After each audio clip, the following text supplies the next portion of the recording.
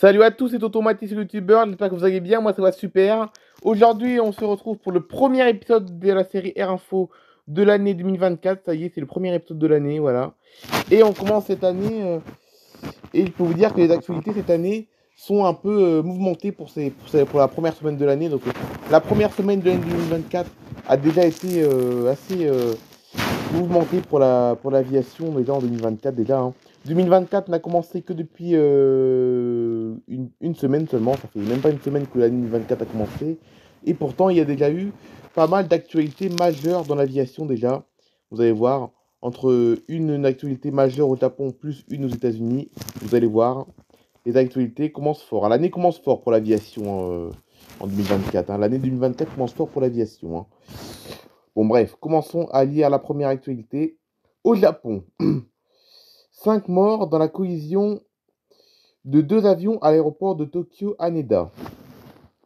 5 des 6 occupants d'un avion des gardes-côtes japonais sont morts dans la collision au sol de cet appareil. Donc mardi dernier, ça fait une semaine que la catastrophe est arrivée, avec un avion de ligne de la compagnie Japan Airlines, a annoncé le ministre des Transports nippon. Un avion de la Japan Airlines a pris feu mardi 2 janvier à l'aéroport international de Tokyo Haneda après une collision au sol avec un appareil des gardes-côtes japonais, dont 5 des 6 occupants sont morts. Les 367 passagers et 12 membres d'équipage du vol JAL 516 de Japan Airlines ont été évacués sains et saufs,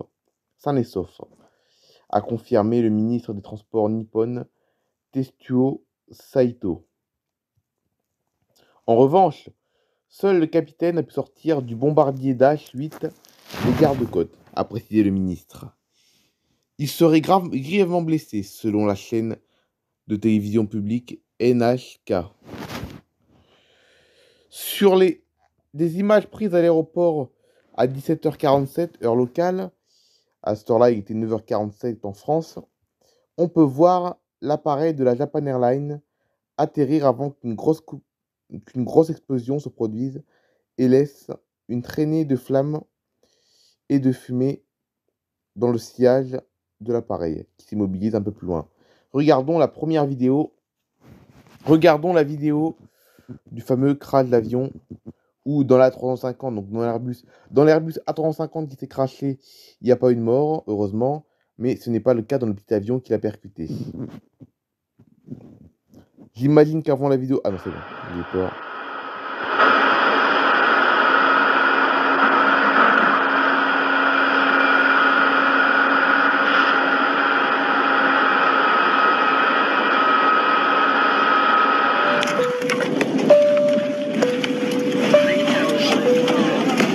Là, on voit la vue intérieure, qu'on peut le voir. Là, c'est filmé depuis c'est un passager qui avait filmé. Là, vous avez vu.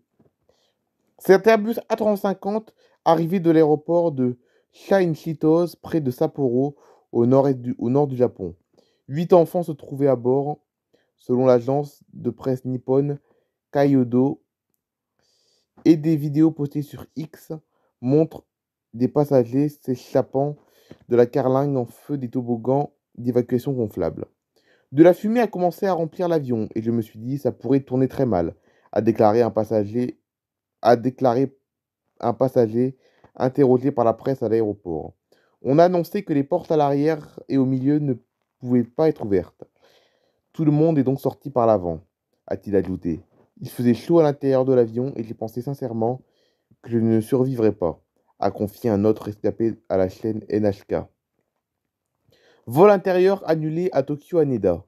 Les pompiers sont arrivés rapidement sur place et en nombre, mais n'ont pas pu maîtriser l'incendie qui a rapidement consumé tout l'avion après l'évacuation de tous ses occupants. L'appareil des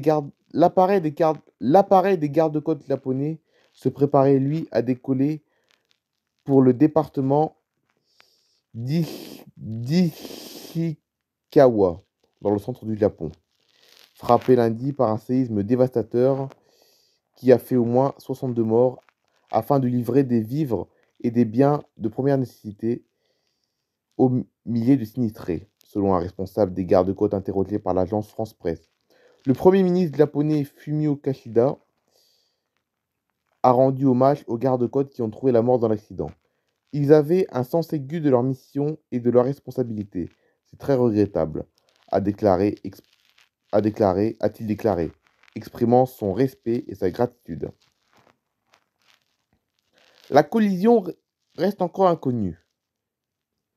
Une équipe d'experts du Bureau d'enquête et d'analyse français pour la sécurité de l'aviation civile doit arriver mercredi au Japon pour participer à l'enquête. Japan Airlines affirme que son avion avait l'autorisation d'atterrir. L'avion de ligne avait-il la permission d'atterrir? Interrogé mardi soir sur le point lors d'un point presse, un responsable de Japan Airlines a répondu: d'après ce que nous avons compris, elle avait été donnée, l'autorisation. Voilà, c'est un petit peu qu'on pouvait voir mouvementé la première. Déjà, l'année 2024 n'a à peine commencé qu'il y a déjà des actualités mouvementées comme ça dans l'aviation. Et ce n'est pas la seule. Vous allez voir, il y en a une deuxième aussi mouvementée. Ensuite, maintenant, aux États-Unis, un avion atterrit en urgence après avoir perdu une partie de son fuselage. Le vol entre Portland en Ontario n'est pas allé à son terme. Selon la compagnie aérienne Alaska Airlines, personne n'a été blessé à bord de l'appareil. Une situation très stressante pour les 177 personnes se trouvant à bord d'un Boeing aux États-Unis. Un avion de la compagnie américaine Alaska Airlines s'est posé en urgence vendredi 5 janvier dans l'Oregon. Ce vol, qui devait relier Portland en Ontario, qui se situe en Californie, n'a pas pu aller au bout en raison d'un incident survenu peu de temps après le décollage de l'appareil. Une partie du Boeing 737 n'a pas résisté et s'est détachée. D'après les photos et les témoignages de passagers, un énorme trou est apparu sur le côté gauche de l'engin. C'était vraiment brutal. À peine en altitude, la façade du blot s'est juste détachée. Et je ne m'en suis aperçu que lorsque les masques à oxygène sont descendus, a souligné Kyle Rinker, un passager du vol, interrogé par CNN. Sur le réseau social X, ex-Twitter, l'Agence fédérale de l'aviation civile a indiqué que l'engin s'était envolé vers 17h ce vendredi, avant de revenir atterrir en toute sécurité après le signalement par l'équipage d'un problème de pressurisation.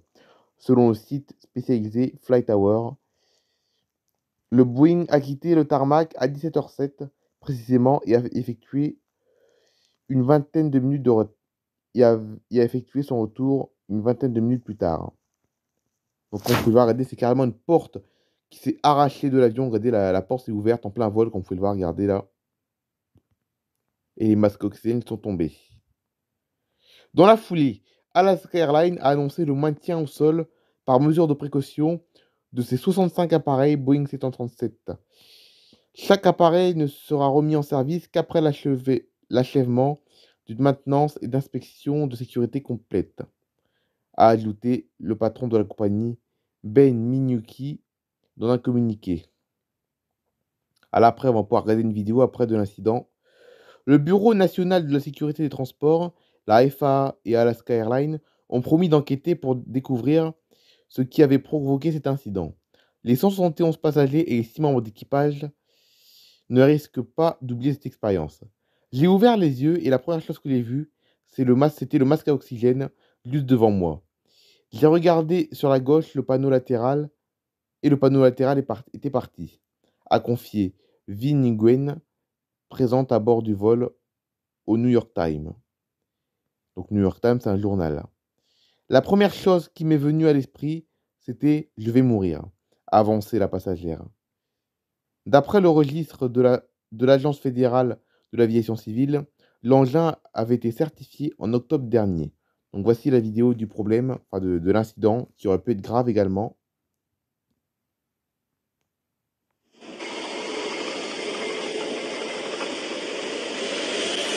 Donc là, comme vous pouvez le voir, au fond, on aperçoit bien la porte ouverte. Regardez sur la gauche un peu.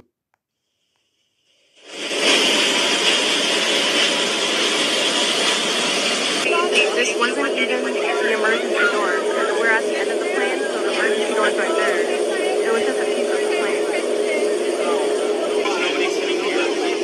On voit bien la porte qui est ouverte sur la gauche. Là. Vous avez vu la porte qui s'est arrachée carrément. No one seated near the window. Yeah, they just said. I said that I thought we were one. I take it back. Yeah, I thought we were two. Et les masques oxygène, comme vous pouvez le voir, sont bien raidés et tombés avec les masques oxygène, comme vous pouvez le voir. Donc les passagers ont dû mettre leur masque oxygène. C'est vraiment très impressionnant les actualités dans l'aérien en ce début d'année, vraiment très assez spécial. Hein. Vous avez vu deux grosses actualités, regardez, entre le crash de l'avion, entre la collision entre deux avions au Japon, plus un incident qui aurait pu être très grave sur un 737 d'Alaska Airlines aux États-Unis. Ça commence fort les deux actualités. Vous avez vu deux actualités majeures hein, quand même. Hein, vous avez vu, c'est vraiment impressionnant aujourd'hui les actualités, surtout pour ce début d'année.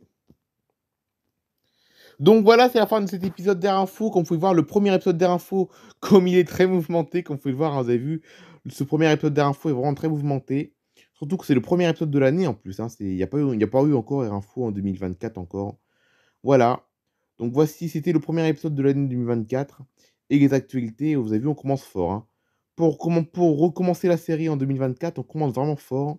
Et vous allez vous demander également pourquoi sur ma chaîne Nathalie Favry, donc sur ma chaîne secondaire Nathalie Favry, le week-end dernier, il n'y a pas eu d'Histoire Mobile ni La Vie de Tom. Ah bah parce que, en fait, compte La Vie de Tom et Histoire Mobile n'ont pas eu lieu parce que j'étais trop fatigué et j'avais pas envie de les faire, ces vidéos. Je n'avais pas envie de les faire parce que j'étais fatigué. Mais ne vous inquiétez pas, normalement, il y a des très grandes chances, c'est quasiment sûr, c'est même sûr d'ailleurs, le week-end prochain, je pense que les histoires mobiles ainsi que La Vie de Tom vont reprendre, hein, je pense. Hein, La Vie de Tom. Surtout que La Vie de Tom, il n'y a pas encore eu d'épisode de La Vie de Tom en 2024 encore. Hein. En 2024, il n'y a pas encore eu d'épisode de La Vie de Tom. Ne vous inquiétez pas, La Vie de Tom reprendra dès dimanche prochain. Hein. Dimanche prochain, on reprend la série. Voilà. Donc voilà, c'est la fin de cette vidéo. J'espère que vous aura plu. Hein. J'espère que ces actualités, même si elles sont quand même relativement négatives pour un début d'année quand même, vous aura plu quand même. En tout cas, on va s'en souvenir. Hein. On va se souvenir de ce début d'année 2024 sur ma chaîne, sur Air Info. Sur Air Info, on va s'en souvenir du début d'année 2024. Assez mouvementé. Allez, bye bye tout le monde. Here's to the ones that we got. Cheers to the wish you were here, but you're not. Cause the dreams bring back all the memories of everything we've been through. Toast to the ones here today. Toast to the ones that we lost on the way. Cause the dreams bring